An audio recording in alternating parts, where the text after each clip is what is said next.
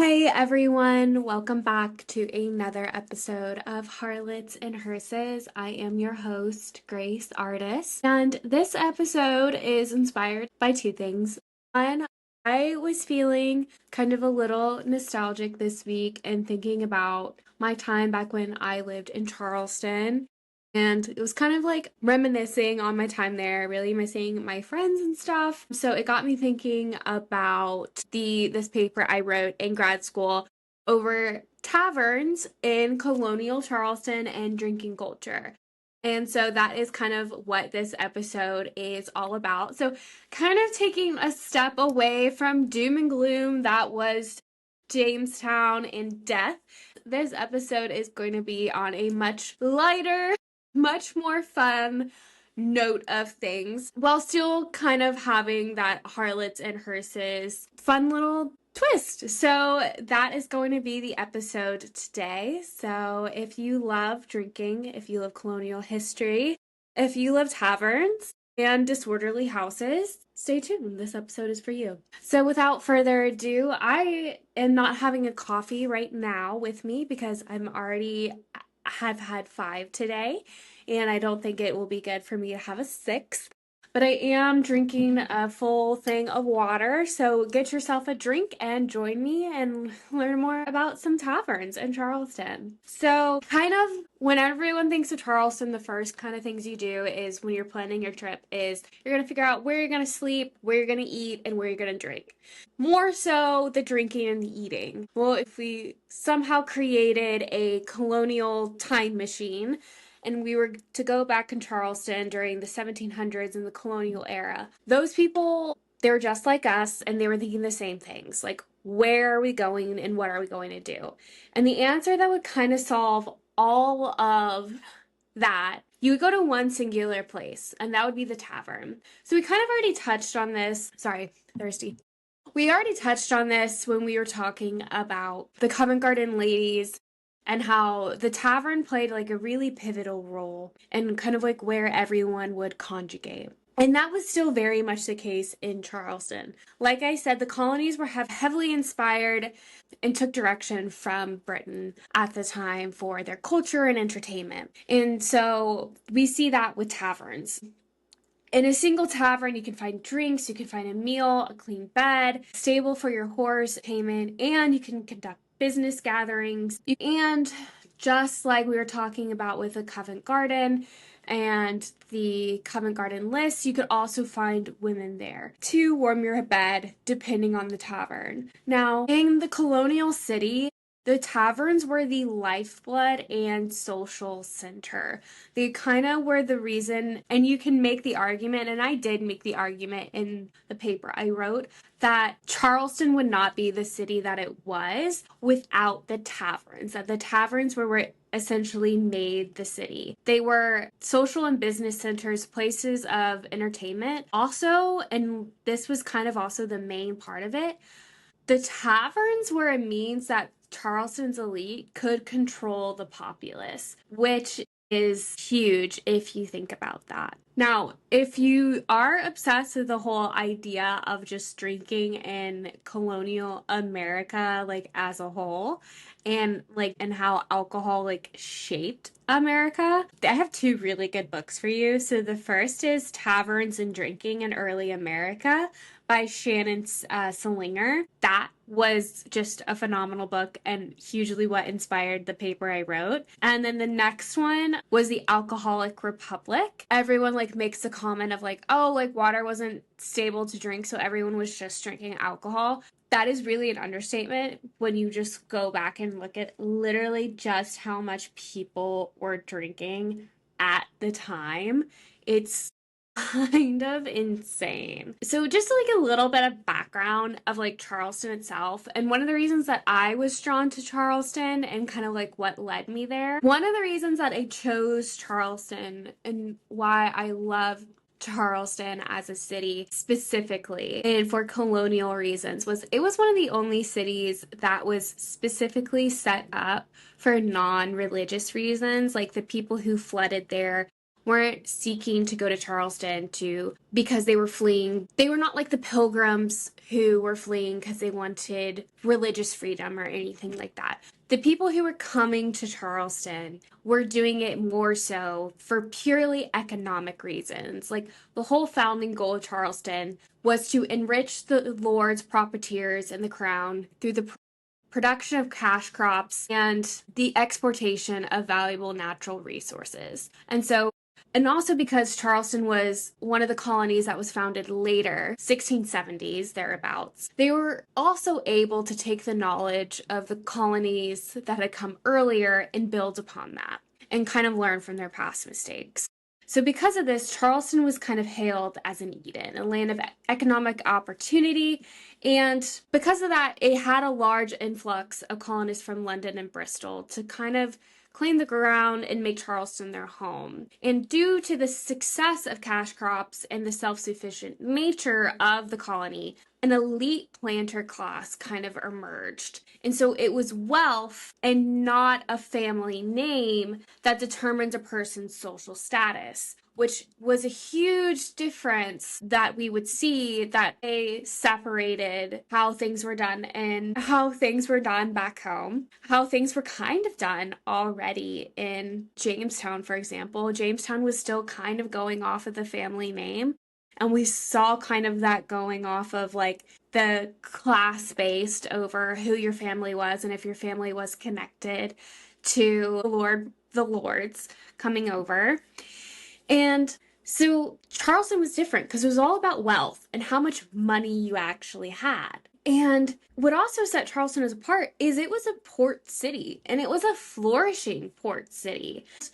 The city also housed the whole state's courts. So Charleston's population, it was very diverse. It had a flourishing middle class that composed of artisans, carpenters, shipbuilders, captains. You had seamstresses as well, and masons. And then below the artisan class, then you had farmers who owned land and slaves.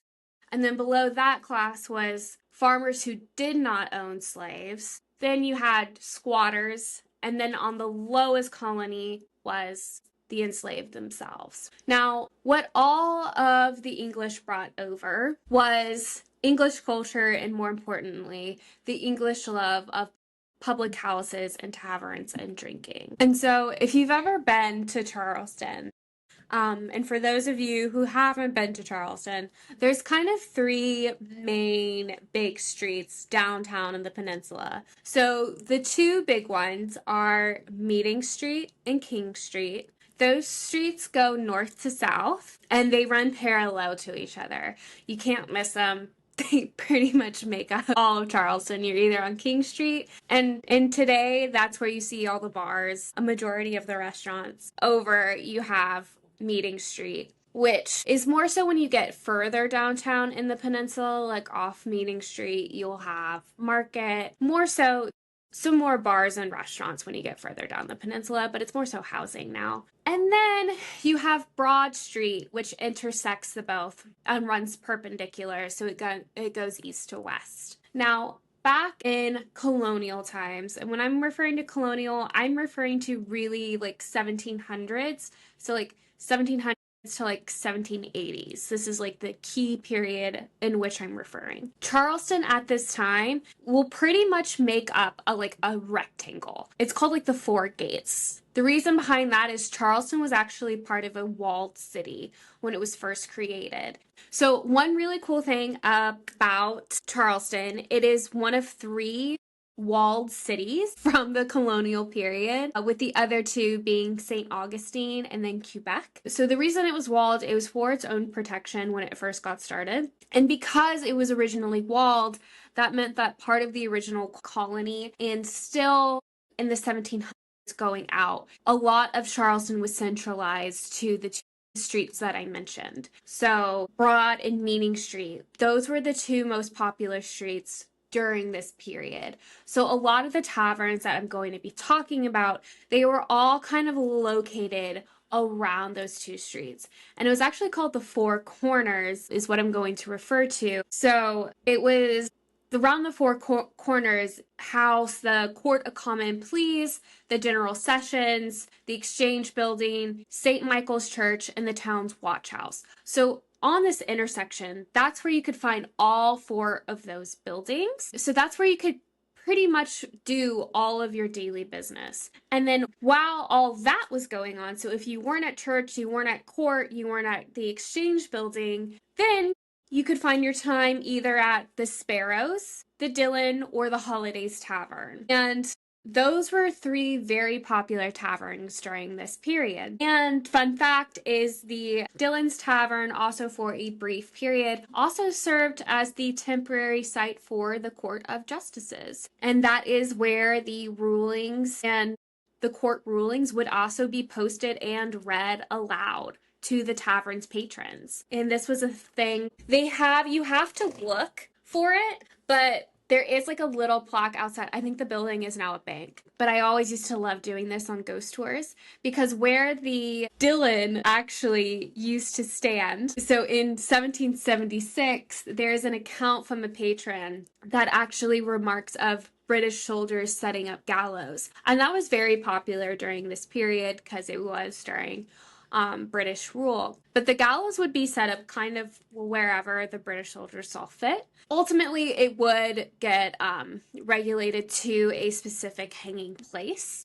I'll do a whole episode over the Battery later on because that is a wild story from start to finish over how people used to be hung there and now people take engagement photos and let their kids play at the Battery. That's a whole other story. But anyways, going back to the Dillon, in 1765, there was a patron who remarked about British soldiers setting up a gallows outside of the quarter of Meeting and Broad to set an example to the town of what would become of rebels. So that's just kind of like setting up the idea of how pivotal the taverns were and how pivotal this spot was and how central it was and important to the town and why people would frequent these taverns.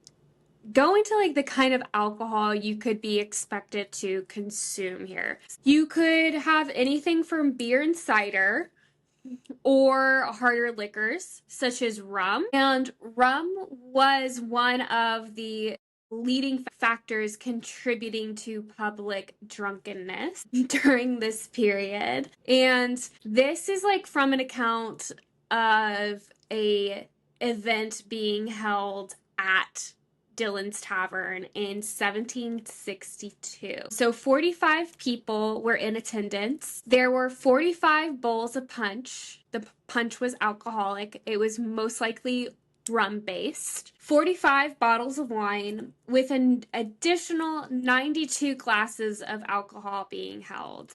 So essentially, if you whittle that down, every person in attendance gets their own punch bowl of alcohol. Then everyone gets essentially their own bottle of wine. And then on top of that, everyone essentially gets 2 other glasses full of alcohol. And that's just for one night. That's a fun time. I would love to go to that kind of party. That sounds like my kind of people right there. And so that's just kind of like what you can expect. And this was just one account I found, and this was just at the Dillon. So if this is just one, we can imagine what else wasn't recorded or what else may have slipped through the cracks. This kind of brings the question of like who was working these establishments.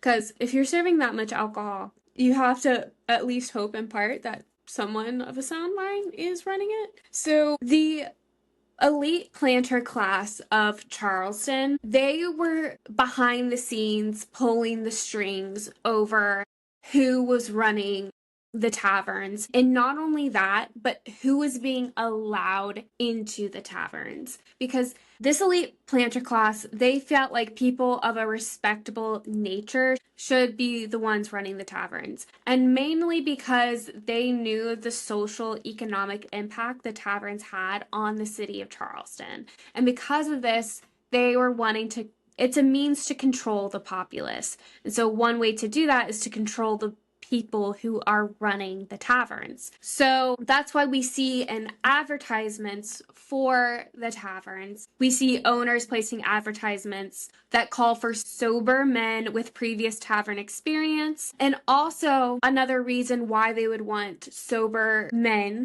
is because having drunken, unruly employees would disrupt the peace and can cause a tavern to get the label or title of a disorderly houses. And I may have touched on this a little bit in a previous episode, but disorderly houses were taverns, houses, or essentially any other establishment where illicit behavior occurred, such as prostitution, corruption of morals, or loud rowdiness.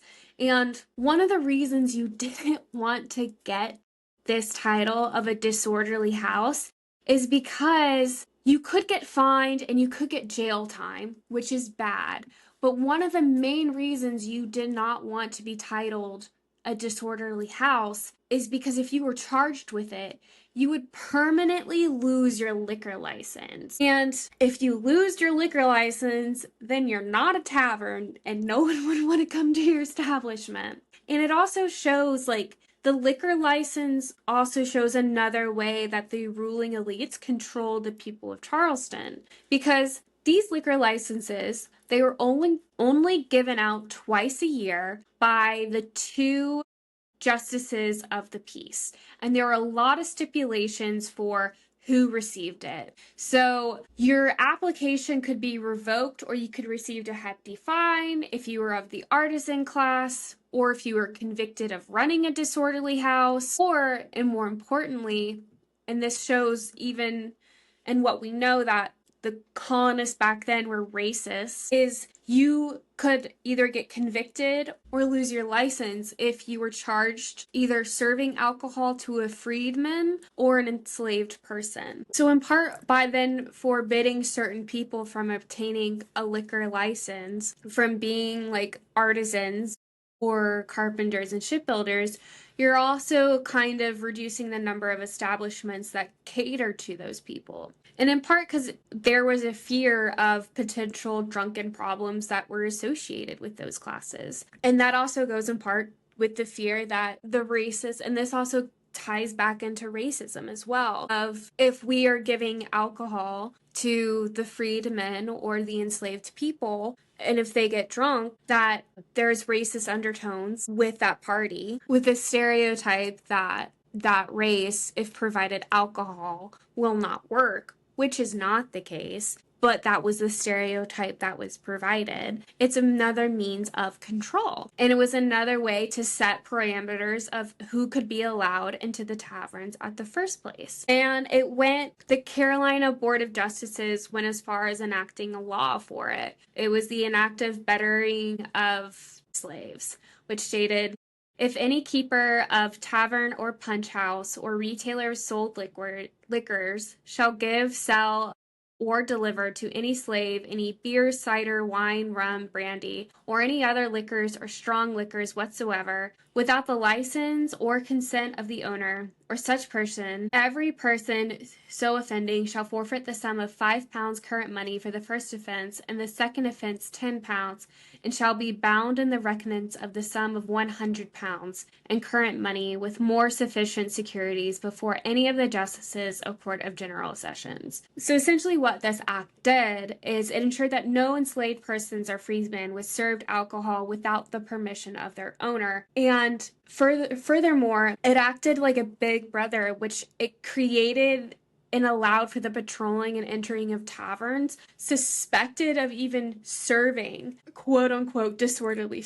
slaves. And if they were found guilty, the tavern keeper may even be whipped or fined. And this was just out of a fear of the enslaved population not wanting to work because they were given alcohol. Like, that's just how overwhelmingly racist and bad our society was. Now, going back to another purpose of our taverns. So, as stated earlier, like, the purpose of the tavern was A, to serve drinks, and then B, it was a place to conduct business. So, like, if you could go into a tavern, you could handle a number of business deals. So you can go to one part and you can find a ship captain, secure passage, or you can go to another and you can handle real estate. Another thing that you could handle is the auctioning off of goods and property. And sadly, at the time, they considered humans property and African Americans property. And it was in these taverns where a good portion of slave deals went down. And you can still find the ads in the Charleston and South Carolina Gazette that list what taverns you could find that were the enslaved were being auctioned off at and for what price. And for anyone who is just, and I'm going to say it because I'm seeing the stupid PragerU thing online that's saying that it's better to be a slave than to be killed. That's bullshit. Like, whoever is believing that, like, please don't follow this podcast. I don't care. Being enslaved was a horrible, horrendous crime against humanity. I urge you to, like, and I know if you're listening to this podcast, you are hopefully of the same mindset, but please just go read a history book. It was bad. And the reason we say it was bad is not to, it's because it was. Like, the enslaved population, we are still finding out, like, horrible atrocities that they are facing with more and more that gets revealed every single day. And to say that it wasn't bad is just like the utmost ridiculous thing I have ever heard in my whole life. And I could go into a whole tangent about why that stupid PragerU thing is so wrong, but I would literally be here for 5 hours. So, anyways, back to taverns and how, yes, taverns did contribute to slavery in the United States. I got distracted. On another note, on another side of business, so these taverns too, like, also acted as kind of like landmarks for the city, as kind of like a, not so much as like a post office, but it also kind of served as, like, I guess, a P.O. box for these local businesses is the best way to put it. A lot of, some watchmaker listed his company as being above the Dillon's Tavern, while a tailor at the time listed there being across the street from the Holiday Tavern. Some of the taverns, they would also aid local businesses by picking up, as being as kind of like their stop for the mail courier when they would come in. And then this is kind of an uplifting note after my rant. But when businesses or persons would lose items, they could, kind of what we see now at, like, coffee shops, the signs next to the bathrooms, or not bars, but when businesses or persons would lose items, they could post signs and advertisements in taverns for their returns. So one of the examples I saw when doing research for this was a shipyard had posted of their cat being lost or stolen, and they said, if found, please return to the Edwards Tavern on the bay. So kind of just showing, like, how much of a role these taverns really did play in the kind of, like, lifeblood of these societies. So, like, it's even goes as far as, like, this is the ship's cat that they lost, and they knew that, like, if they had even asked, like, they could return it to this tavern, which is the local gathering spot for their community. And we can't mention taverns without touching base on entertainment as well. So also at these places, you could place bets on the horse races or chicken fights, which I have to say, I knew there was animal fighting. I will do a whole episode on specifically bear fighting in London bars, because there's a really good story. But I totally forgot about the chicken fighting aspect in Charleston. And a lot of the taverns as well, they would host live music, they would host musicians, and would put on concerts for the time as well. And this is the time where you would even see them marketing to both men and women. And this is the time, specifically if it's a concert or if it's a ball, that would be the only time it's socially acceptable for women to attend these taverns. So Holiday's Tavern was known to host not only host concerts, but ball as well. So one ball was being held for the benefit of a Mr. Massey, and tickets were $2 a piece. And if women were to attend, they had to be accompanied by a man. That was kind of like we were talking about. Again, I'm going to be mentioning the Covent Garden. In order to keep their air of respectability so they didn't lose it, they would have to be accompanied by a man, or they would be talk about them in the society papers,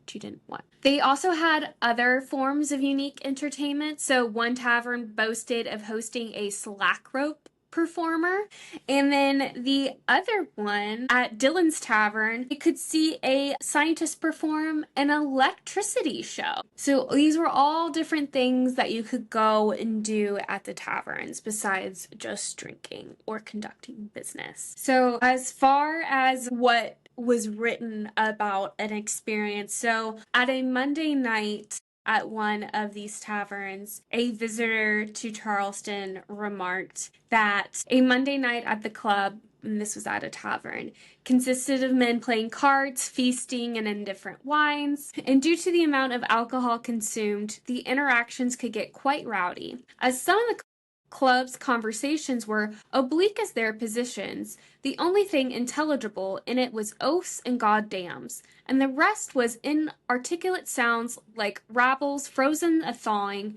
interlacing with hiccups and belching. He went to another tavern and joined another club, the Governor's Club, and he said they provided the best conversation over poets and foreign writers over food and drinks. So while that is all interesting, my passion will always be women and where do women kind of fit into the picture. So I talked on it a little bit, but I want to see like how we're diving deeper. And so I actually found that one of the most successful taverns during this period was run by a Miss Sparrow. She actually had taken over the tavern, and it was left to her by her husband in the will. And there were a lot of other women who had opened up their houses to become taverns to earn some extra money from the militia at the time. Keep in mind, we're kind of right on the outbreak of the Revolutionary War.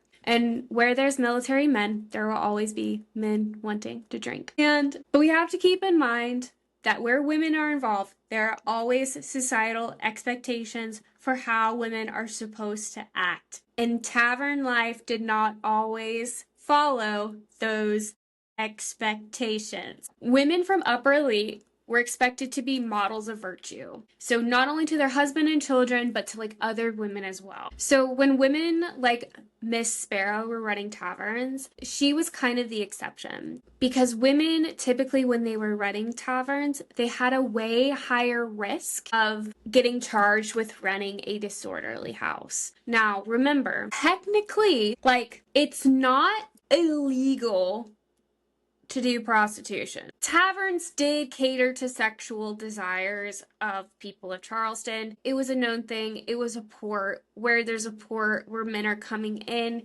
you're going to have prostitution. Charleston is known for that. You can go on any dark side tour where Market Street is. It sold one kind of good during the day and then another type of good at night. But anyways, so as one ship captain stated in a poem, many a widow not unwilling, many a beauty not worth a shilling, many a bargain if you strike it. So reading between the lines of you can find a woman for a bargain if you try. And then there's another story that states rough and ready steamin' looking for a drink and willing wenches. And so taverns did market to this, and there was an advertisement run by Sarah House, and she ran a tavern, and she said she was opening up an ordinary, which is another word for a tavern at the time, on Broad Street, where all gentlemen will be handsomely entertained as a reasonable rate by their very humble servant, Sarah Hayes. So this was coded language, kind of like what we can expect. So it allowed gentlemen to know what could be procured at the taverns without publicly announcing that prostitution was going on. So prostitution is loud. It's just as loud as long as things don't get out of hand. It only became illegal when behavior turned rowdy and it disturbed the peace of the streets. The case in point is by Mary McDowell, who was she ran a tavern at the time, and she was not arrested for having the most notorious brothel, and she was a respectable, quote-unquote, lewd woman. But what she was arrested for was the great annoyance that it caused the other inhabitants of Pinckney Street. And this was written in the Court of Grand Sessions, so at her hearing. And it was also known, like, I believe that between the period of 1769 and 1776, 8 out of the 10 cases presented to the Court of General Sessions for a disorderly house were women. And keep in mind, if you were charged with having a disorderly house, you couldn't obtain a liquor license. You were forever banned. And if you're banned from it, that means you can't run it.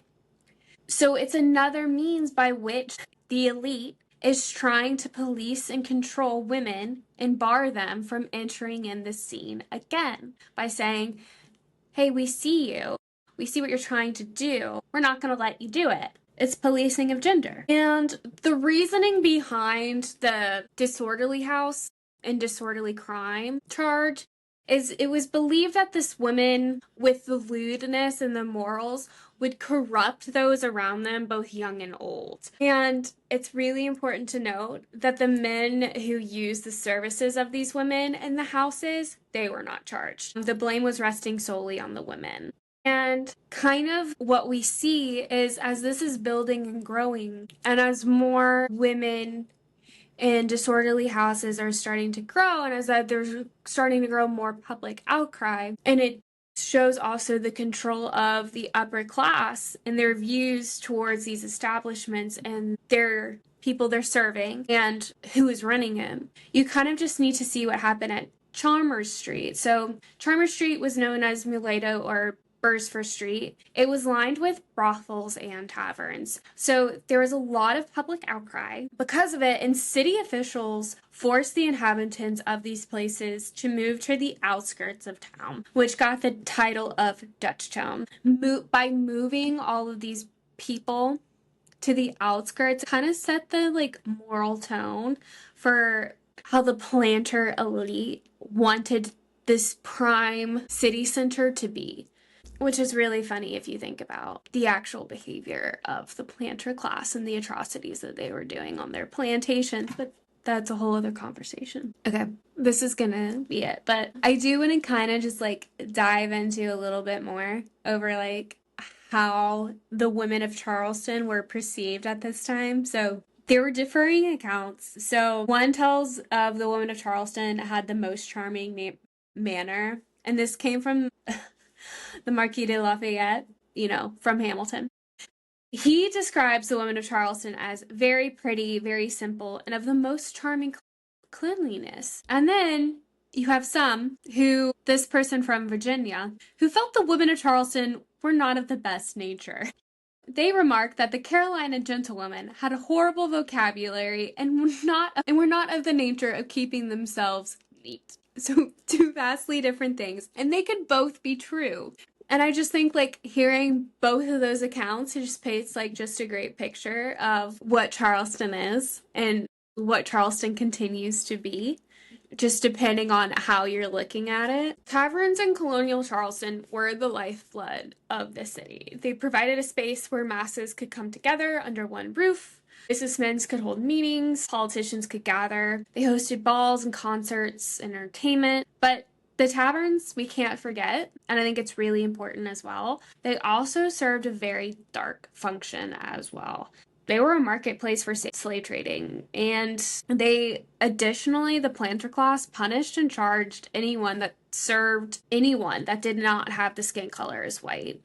And furthermore, the taverns were created for the use of man. But women did find a way around that. But they had to walk a very fine line out of the fear of being charged of running a disorderly house and then running the risk of not being able to run a tavern in the future, which would ultimately hurt their livelihood, which is not what they wanted. So it's really interesting to see how the past and the future can interlap and still reflect and parallel each other. That's kind of like what I love so much about history and everything. But anyways, that was this episode. I hope you love getting to know a little bit more about Colonial Charleston with me. And if you like this episode, subscribe, share, like, comment, and I will talk to you guys next week. I'm really excited about next week's episode. It is a old murder case that I found while researching the Burke and Hare murders in Edinburgh. So stay tuned for that. And anyways, that was a good one. So good night. Have a good one. Bye.